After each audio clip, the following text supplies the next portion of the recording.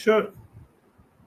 But ये पिछले 3-4 साल में कुछ लोग, कुछ था ऐसा कि वो रोक रहे थे हमें, इसको नहीं काम करना, उससे नहीं काम करना, उसको यहाँ पे नहीं लेके आना, उसको ये नहीं करना। तो आज मैं इसलिए ये बोल रहा हूँ कि अगर हमारे सीईओ बोलते हैं तो हमारे में भी करेज है बोलने का। मेरे पे बहुत प्रेशर आता था ओके 2020 से कि ये यहाँ पे नहीं बैठेगा, ये इस पैनल पे नहीं आएगा, इसको बाहर निकालो, उसको लेके आओ, राइट। हम लोग ऐसे नहीं थे, पहली बार मैं बता रहा हूँ, ना नीरज ऐसा था, ना ये 7 के 7 लोग थे जो इस प्राइम डिस्कशन का हिस्सा हैं। ये कहते थे नहीं, हम सबके लिए काम करेंगे, हर एक को यहाँ पे आना है, हर एक के लिए ये वेबिनार हमारा नहीं है।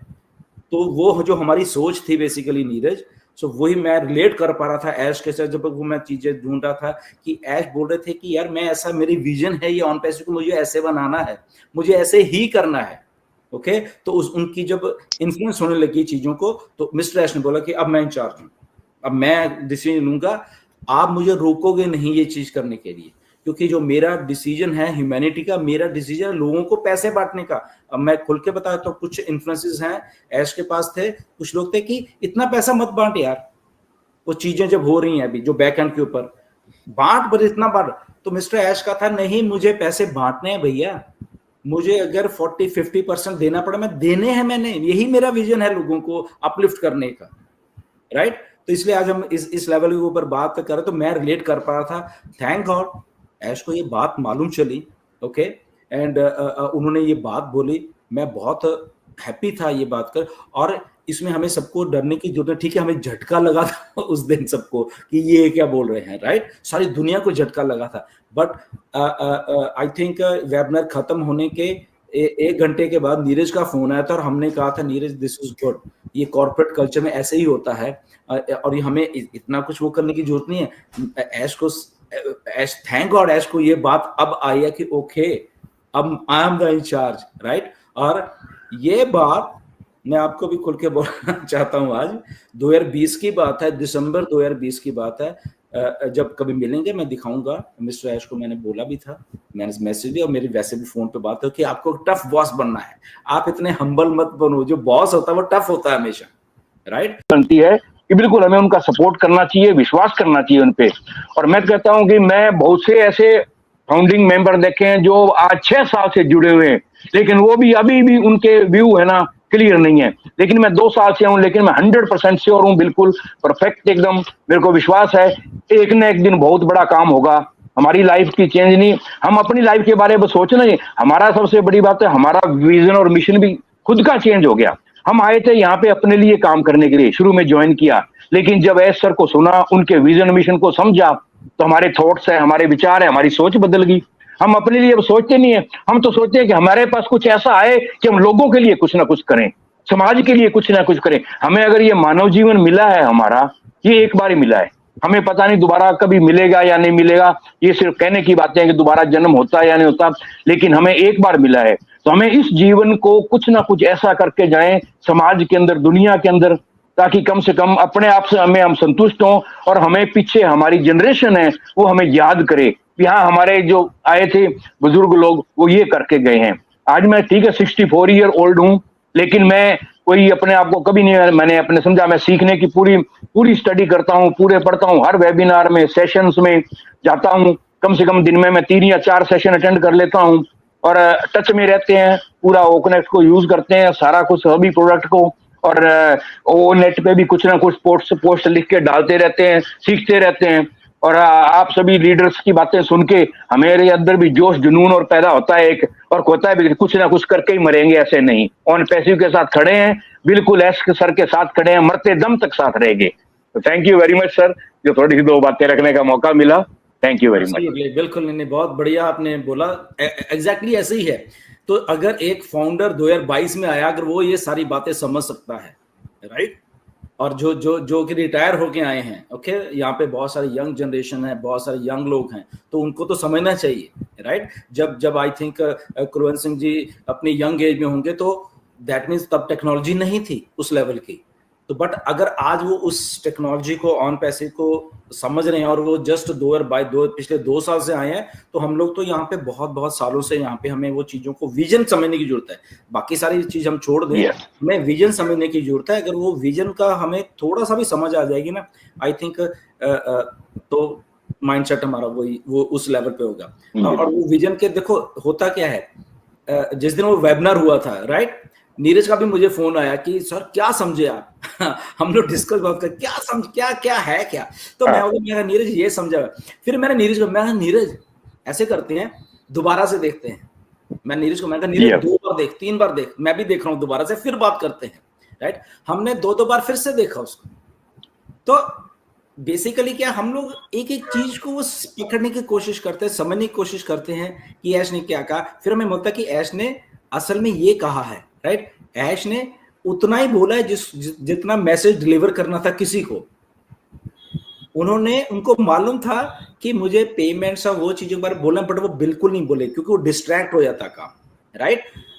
तो होना क्या था, अगर वो पेमेंट्स और वो कुछ आगे हमें बोलते तो जो वीडियोस बननी थी लोगों ने वो पेमेंट वो उनकी बात उतना फोकस नहीं रहता। 50% पेमेंट का लोगों ने बीच में ले आया था वीडियो। अब क्या है, पेमेंट खत्म, मतलब कि वो बात नहीं डिस्कस हो रही, हम लोग ऐश की बात को डिस्कस कर रहे हैं, राइट। तो जहां पे मैसेज जाना चाहिए था उनको भी गया होगा डेफिनेटली, राइट, स्पेसिफिक गया होगा और फोकस रखा है वहां पे उन्होंने उतनी चीज को। तो मैंने और नीरज ने हमने 2-2, 3-3 बार देखा कि क्योंकि पहले 10-15 मिनट का ही है वो जो उन्होंने बोला है वहां पे, राइट। तो हमने देखा, वो चीजों को समझे, ओके ऐसा किया है। हम लोग जैसे अभी नीरज बोले कि रीशेप करने वाला हूं मैंने जो किया है, आपका माइंड मतलब कि हिल जाएगा, राइट। वो कुछ चीजें वो बीच में उन्होंने बोली हैं जो कि आई थिंक हमें समझनी चाहिए और हम उस चीज को सुन के उस लेवल के ऊपर थिंक करना चाहिए कि क्यों ऑन पैसिव बन रही है या उसका विजन क्या है। एट द एंड ठीक है, पैसा हम सबको चाहिए, वो तो है ही, वो तो हमें मतलब कि दिन रात वही सोचते हैं। अगर हम ये कहें कि पैसा पैसा, हम भी सब सोचते हैं, ऐश खुद सोचते हैं, उनको तो खुद चाहिए। ये जो प्रोडक्ट है अभी हमारा ओ कनेक्ट, ओके, ये अच्छा चल रहा है बट फ्री चल रहा है। सोचो, कंपनी को लॉस है, उल्टा फ्री में कौन देता है इतने टेक्नोलॉजी। ये अकेली स्क्रीन नहीं चल रही, इसके पीछे की जो टेक्नोलॉजी चल रही है, कितना कुछ कर रहे हैं वो लोग, कितना डाटा स्टोरेज, कितना बैंड विड्थ इसकी चल रही है। ओके, बैंड विड्थ कहाँ से आ रही है, वो उधर से आ रही है ना, उसका भी रेंट पे हो रहा है, कई कुछ हो रहा है, बट हम फ्री कर रहे हैं। तो दैट मीन्स ऐश को है कि इसको जल्दी से जल्दी कमर्शियल करके मुझे भी देना है, तभी फायदा है ना। तो इसलिए वो I think it's a matter of time, पैसे आने वाले हैं, हमें सबको कोई चक्कर नहीं है, वो it's a matter of time. क्यों नीरज, हमने देखी कितनी बार देखी, सोचो वीडियो आइए। या मैंने अराउंड 2 या 3 बार देखी है, वीडियो देखा, और डेफिनेटली जितना ज़्यादा बार देखा तो उतना ज़्यादा समझा हर एक पॉइंट। तो मैं रिक्वेस्ट करूँगा, अभी भी लोगों ने पूरा में भी एक बार भी नहीं देखा तो एक बार देखिए, बहुत कुछ समझ में आ जाएगा। एनीवे, और दूसरा पॉइंट मैं बताना चाहता हूँ, जैसे गुस्पिंदर जी ने बोला था कि उन्होंने ईमेल लिखी है, उन्होंने मेंशन किया, मैंने नीरज ने भी लिखी है, तो ऑफ कोर्स तो पॉइंट्स तो कॉमन थे, लेकिन एक पॉइंट मैंने एडिशनल डाला था, तो जो मैं यहाँ पे बताना चाहता था कि एक अभी हो क्या रहा है कि ओ कनेक्ट सबको अच्छा लग रहा है, वो ऑन पैसिव सबको अच्छा लग रहा है, तो लोग एडिक्टेड हुए हैं ऑन पैसिव से, ओ कनेक्ट से, ऑन पैसिव के बिजनेस से। तो हो क्या रहा है कि जो नॉर्मल उनकी जिंदगी है, डेली लाइफ है, समाउ वो उसमें वो कॉम्प्रोमाइज कर रहे हैं या कुछ नहीं कर रहे, जो प्रैक्टिकल पार्ट है वो नहीं कर रहे, इसलिए कभी फैमिली नाराज हो रही है, कभी बोल रहे हैं कि मेरे पास पैसा नहीं है और ये नहीं है। तो मैं ऐश को यही रिक्वेस्ट किया है कि अगर आप पॉसिबल है तो जब भी आए तो ये एड्रेस करे कि वो डेफिनेटली ओ कनेक्ट और वो सब इम्पोर्टेंट है, but at the same time आपकी डेली जिंदगी, तो वो होने तक आपकी डेली जिंदगी कॉम्प्रोमाइज मत कीजिए।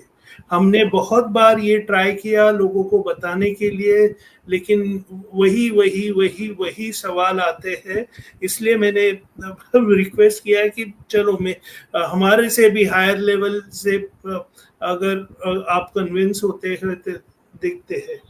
तो वो एक था।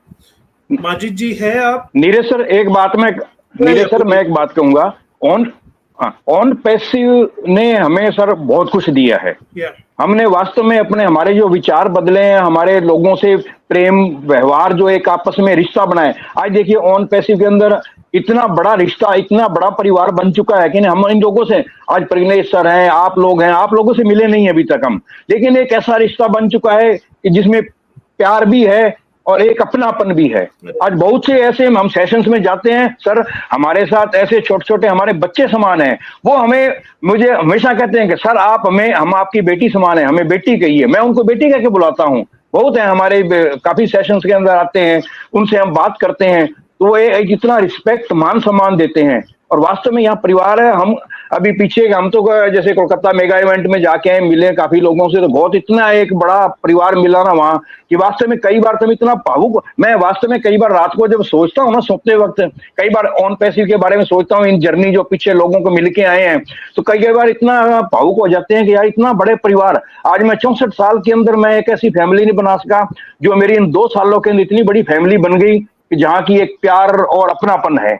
वास्तव में ये एक बड़ा अचीवमेंट है, मैं कहता हूँ मेरे लिए। वास्तव में डेफिनेटली एक्सटेंडेड फैमिली बन चुकी है। और डेफिनेटली आप एक्सटेंडेड फैमिली के साथ, यानी मे बी आप अपने फैमिली से जो नहीं शेयर करते, कभी कभी वो शेयर कर सकते हैं। मैं तो आपको क्लियरली बोला हूँ कि मैं तो पिकनिक को गया हूँ एक्सटेंडेड फैमिली के साथ। मैंने उनका 1-2 बार उनको देखा है, बाद में मेरे को मालूम नहीं वो अच्छा है बुरा है, ये नहीं है। पिकनिक को गया हूँ, एक बॉन्डिंग हुआ है कितना, यानी तो बता नहीं सकता। तो वही है। एब्सोल्युटली नीरज, बिल्कुल यही तो एक बात है ऑन पैसिव का बनने का।